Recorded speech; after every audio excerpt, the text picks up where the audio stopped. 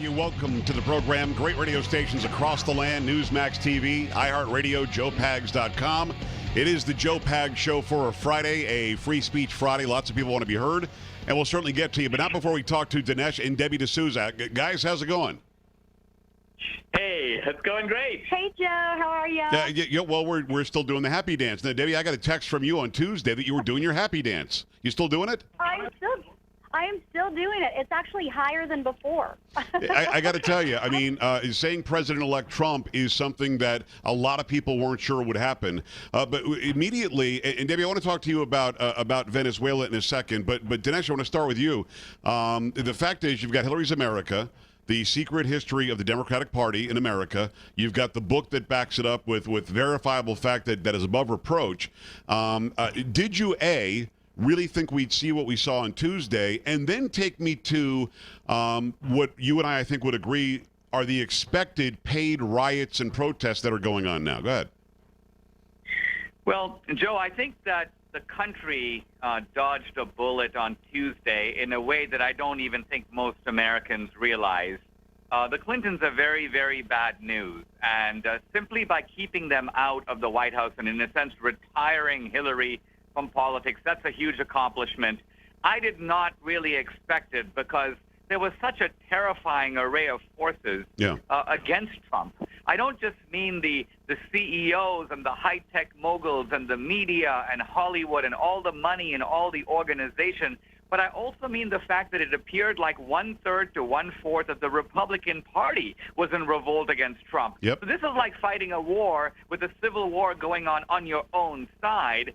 And how Trump managed to pull it out, I'm still slightly in shock. It is Dinesh D'Souza. His wife Debbie is with him as well. The name of the book and the movie, Hillary's America: The Secret History of the Democratic Party. I watched this again with my daughter the other day, Gabby, and in watching the movie, we see the history. You know, her mouth was open a lot, going, "Really? Wow, really? That's really?" When you get into the part about Saul Alinsky and the making of a Hillary Clinton, and the making of a Barack Obama, and the making of the far left-wing, progressive, liberal radicals in this country, and you see how Hillary Clinton is sort of almost ridden into the sunset, which I find odd, and how Barack Obama yesterday, our president, welcomed President-elect Donald Trump into the Oval Office. They talked for an hour and a half. He came out. It was very conciliatory. Are you surprised they're not on the attack today, or did you see this coming too? Well, I think that they're relying at this point. This is sort of the point where you're sending your guys to Appomattox to make the treaty. Yeah. And this is not a time where you can use force. You have to rely on cunning. And I think with Obama, he's hoping at this point to con Trump into keeping some elements of Obamacare. This is his best hope to salvage Obamacare, which is the signature aspect of his legacy. Right. I don't think that Trump is dumb enough to go for it. Trump is making some hospitable noises at this point, as he should.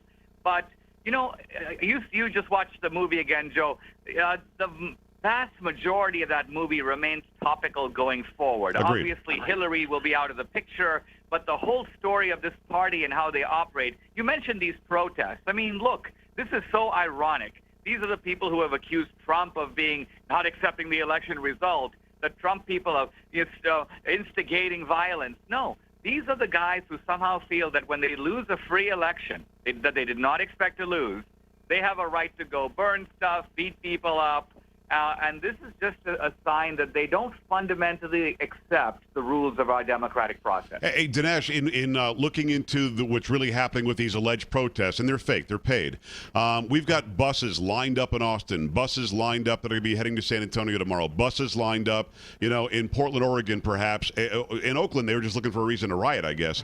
But you've actually got these paid for, set up, paid protests, and the media is lying by not saying, look, they were all bussed in. These were not people from Austin, Texas yesterday that were out there marching in Austin, Texas. Is that part of the Alinsky scam?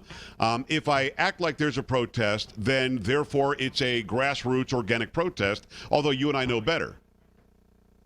Well, I think that's absolutely true. And further, even if there were some guys who were motivated to protest, we always have to blame rioters for riots. Yeah. But let's remember that part of what instigated this was this sense that the media has now given us for 3 months that the Trump candidacy is somehow illegitimate. Yeah. Hillary and Obama also were complicit in this the idea that Trump's not a normal Republican. He's such a racist. He's such a bigot. He's such a sexist. He doesn't even have a right to compete for the election. So this has given these people the sense that this sort of protest is acceptable because this guy is somehow beyond the pale.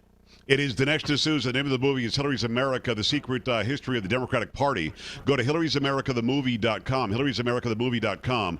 As we watch this unfold, you've got Dinesh, you've got the people on the right, Mitch McConnell and Paul Ryan, I think, trying to keep their leadership role. They're kissing his ass. Now you've got Elizabeth Warren, for God's sakes, handing out an olive branch.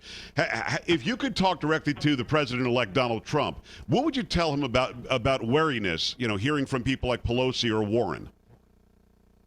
I would tell him that he should be, at this point, very careful. He should do a lot of smiling, a lot of handshaking, a lot of nodding, but essentially commit himself to very little.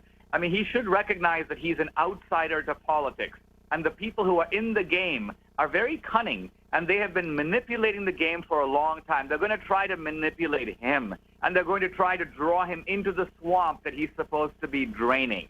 So, look, I'm extremely excited he's in there. I don't know if he will drain the swamp. What I do know is Hillary is the swamp, and so to that degree, we've saved that. But Trump, if I were advising him, I'd tell him at this point, just be on your guard. Hillary Clinton had her shot, and that shot's done. I don't see her coming back in 4 years and trying again. I think she goes, as I said, off into the sunset. She gave it her best shot. Barack Obama's still pretty young, and the word is he's going to stay around Washington, D.C. Does he become the de facto leader of the Democratic Party and the progressive movement, or is there somebody else that we don't even know yet? I think the Democratic Party is going to pivot to the left, and even further left, if you can say that, because their lesson that they will draw from this election is, look, where did Trump beat us? He climbed behind our wall, our firewall, and he took our working class guys. So we need to listen more to Michael Moore. We need to listen to Elizabeth Warren. We need to listen to Bernie Sanders. And so I see the Democratic Party moving in that direction, which I think is actually good for the Republicans. If the Republicans can compete effectively for working class whites and do intelligent outreach to blacks and Hispanics, this is a way for us to be the majority party going forward. Well, we saw Donald Trump. He beat Mitt Romney's numbers. Well, he tied Mitt Romney's numbers in white women, which nobody expected. He beat his numbers in Latinos. He beat his numbers in black folks. And a lot of people, if you analyze it, Dinesh, it turns out even with the numbers Barack Obama got in 2012, if you put those up against the numbers Donald Trump got this time, Trump beats Obama from 2012. I mean, that's mind-blowing for the far left, people like Al Sharpton, people like George Soros, people who really thought they had control of these minority communities. It turns out minorities aren't as dumb as those people thought. Yes, and also I think the ingenuity of Trump's appeal to the white working class can never be missed. Republicans have been trying to win those so-called Reagan Democrats for 25 years, and by and large we've done it by appealing to social issues in the hope and expectation that the social issues will trump economic issues. But the ingenuity of Trump is he appealed to those guys on both economic and social issues, and he got them.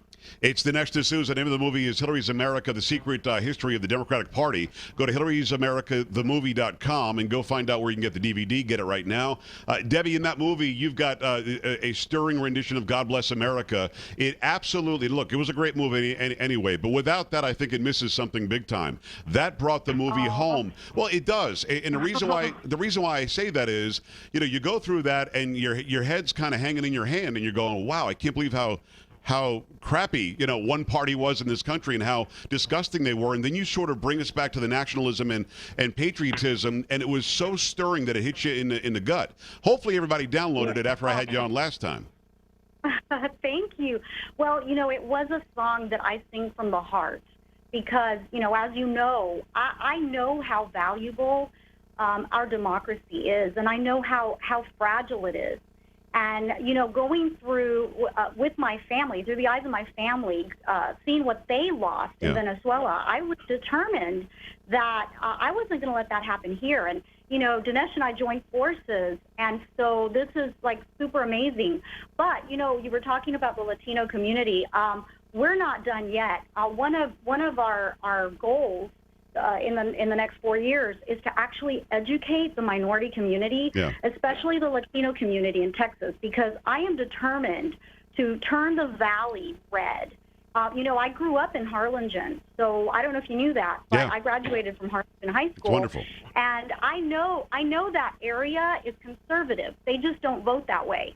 But I'm determined to change it. So, Dinesh and I are going to be doing some major outreach for these communities. Well, I'd like to be a we're part not of that. I know that I'm not a Latino, but I am Latin. I mean, for God's sakes, I'm Italian. Yeah. We spoke Latin before you guys did, so I'm an original Latino, if you don't mind. So I would love to be a part of that, because I do hear and I do see all across the land, and especially here in South Central Texas, you've got people who are Mexican in heritage who truly believe that Donald Trump said all Mexicans are rapists and murderers. He didn't say anything like that, but that's the spin that was put on it. And if you're not paying attention, you're going to believe it. So I would love to help educate people on exactly what the right is, what conservatism is, and how. Listen, it was dodging a bullet Tuesday, was it not? I mean, you actually saw this looking like Venezuela. If she would have won, then Venezuela Part 2 was going to be happening here, right? Absolutely, and that was my fear. I completely, and I really didn't know what the outcome was going to be, but I had a horrible gut feeling that it wasn't going to be good. So, needless to say, this is the one of the first times, I guess, in my life that I was so sure of something, and I was so happy to be wrong. And Dinesh knows I don't like being wrong, but I was really happy to be wrong. A lot of people felt exactly the same way that you did. I went in expecting him to win, and really hopeful that he would win. So, I'm with you though. It was going to be a dark day in America. But Dinesh, I want to finish up here because I got to run. The last question has to be: a lot of people are assuming that the far left progressive movement is dead. As you said moments ago, not only is it not dead, they're retooling right now to see if A, they can weaken what he said he would do, and B, if they could steal back the White House and control in 4 years, right? Yes, they were stunned by this outcome because they were expecting to have all three branches of government, and they now have the nightmare scenario that they may have lost all three branches of government.